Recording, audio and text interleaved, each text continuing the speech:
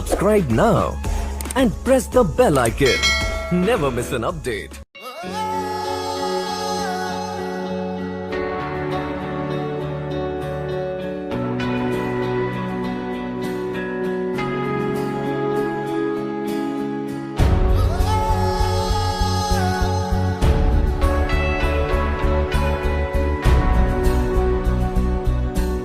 ఏదైతే కాంగ్రెస్ హయాంలో ఇచ్చిన సంఖ్య కన్నా ఇప్పుడు దానికి ఒక 30 నుంచి 50% కలిపి ఎక్కువ సంఖ్యలో మేము ఇస్తామని ప్రభుత్వం చెప్తుంది.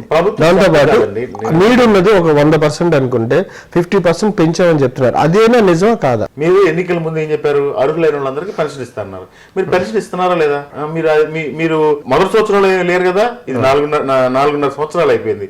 ఇక ఇప్పుడు కూడా సంఖ్య పెంచాం, అప్పుడు ఇచ్చేటప్పుడు ఇవన్నీ కాదు కదా. మీరు ప్రజలకి పేదవాళ్ళకి ఏ విధంగా పెన్షన్ ఇస్తారో చెప్పాలి. ఆ సంఖ్య అనేది పెంచారా లేదా? అది కూడా పెంచకుండానే ఇది కూడా ఒక రకమైనటువంటి పబ్లిసిటీ స్టంట్ తో నడిపిస్తారు. పబ్లిసిటీ స్టంట్ అండి. సంఖ్య పెంచడం అంటే ఉన్న పరిస్థితులను బట్టి పాపులేషన్ కూడా పెరిగింది కదా. వాళ్ళు అంతకుముందు 200 పెన్షన్ ఇచ్చేవాళ్ళు, రాజశేఖర రెడ్డి గారు ప్రవేశపెట్టారు. అప్పుడు అది ఇనిషియేట్ చేశారు. తర్వాత వీళ్ళు వచ్చి 1000 రూపాయలు పెన్షన్ ఇస్తాం, అర్హత కలిగిన వాళ్ళందరికీ ఇస్తామని చెప్పారు. మీరు అర్హత కలిగిన వాళ్ళకి ఎంతమంది పెన్షన్ ఇస్తారని అడుగుతున్నాం మేము. అది దానికి మళ్ళీ పార్టీలు వైఎస్ఆర్ కాంగ్రెస్ పార్టీకి ఓటేశారంటే అక్కడ జన్మభూమి కమిటీ పెట్టి ఆ కమిటీ వాళ్ళు సంతకం పెడితేనే, అంటే ఎలా ఉందంటే రాచరిక పరిపాలన అనమాట. అక్కడ ఒక సమాంతర వ్యవస్థను తయారు చేసి వాళ్ళ ముందు చేతులు కట్టుకుని నిలబడితే వీడు సంతకం పెడతాడు, పెన్షన్ ఇస్తారు. అప్పుడు లేకపోతే పార్టీకి వచ్చి పార్టీ కన్ను వేసుకోండి, పార్టీ సభ్యత్వం తీసుకోండి అని చెప్తాను. పుల్లేటి కల్పన గారు వైఎస్ఆర్సీపీ ఎమ్మెల్యే గెలిచినప్పుడు ఆమె నిజంగానే అభివృద్ధికి సహకరించట్లేదని ఆమె వెళ్ళిపోయిందా, లేకపోతే ఆమె పర్సనల్ ఎజెండాతో ఆమె వెళ్ళిపోవడం జరిగిందా?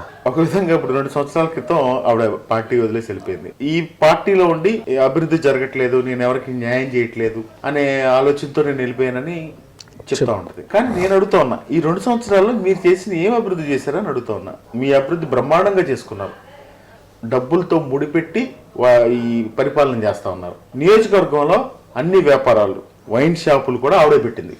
9 వైన్ షాపులు నియోజకవర్గంలో ఆవిడ నడుస్తూ ఉంది.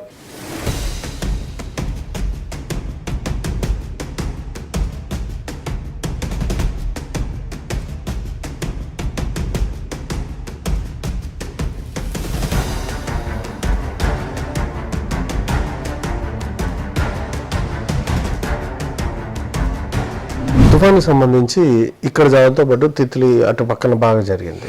దాంట్లో జగన్ గారి మీద అటాక్, దాని తర్వాత ఆయన వెళ్తారని ఊహించారు చాలా మంది. అటాక్ తో కొంత గ్యాప్ వచ్చింది, ఆగిపోయింది. వెళ్తారు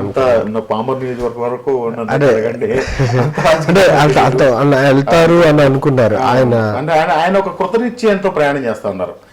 నాకు తెలిసి ఏంటంటే, నేను గమనిస్తా ఉన్నా, నాకైతే ఇంటర్నల్ గా తెలియదు, నేను గమనిస్తా ఉన్నా, ఆయన ఒక పాదయాత్ర కాన్సెప్ట్ లోనే వెళ్తా ఉన్నారు. పాదయాత్ర ఎవరి దగ్గరికి కూడా వెళ్ళట్లేదు, ఆయన ఓన్లీ పాదయాత్ర చేస్తా ఉన్నారు. హైదరాబాదు ఆయనకున్న దాని గురించి వెళ్తా ఉన్నారు అంతే తప్ప ఎక్కడ కూడా డీవియేట్ అయ్యి ఎవరైనా చనిపోయిన వాళ్ళ దగ్గర కూడా వెళ్ళట్లేదు. ఆయన ఓన్లీ ప్రజల్లో ఏదైతే ఆయన ఇప్పుడు పాదయాత్ర చేస్తా ఉన్నారు కదా, ఆయన ఒక కమిటీ వేశారు, ఆ కమిటీని పంపించారు, మా పార్టీ తరఫున చేయాల్సిన పనులన్నీ చేశారు.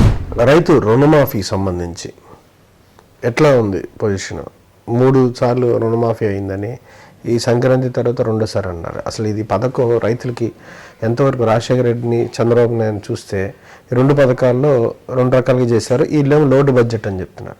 ఈ విషయం మీద మీరు రైతు వారికి చాలా ఎక్కువ మంది ఉన్నారు మీ నియోజకవర్గంలో, ఎట్లా ఉంది ఆ పథకం ఫీడ్బ్యాక్? ఇప్పుడు రైతులందరూ కూడా ఆశపడ్డారండి రుణమాఫీ జరుగుద్దని చెప్పి.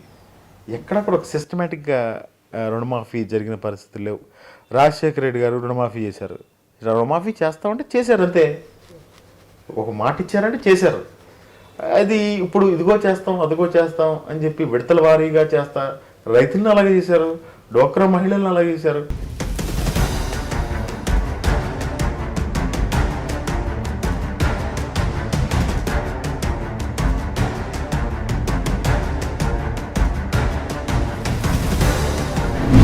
ఇసుక క్వారీలకు సంబంధించి ఎంతవరకు కమిషన్లు ఎమ్మెల్యేకి అందుతున్నాయి, మీకు అందుతున్నాయి?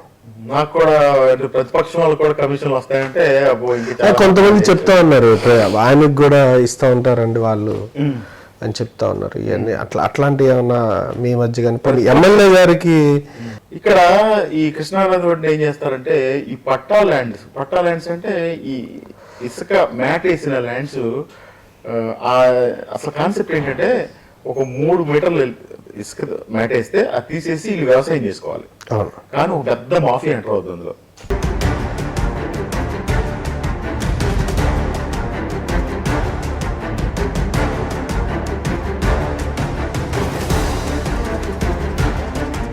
Please don't forget to subscribe our YouTube channel ET Unlimited for more fun and entertainment.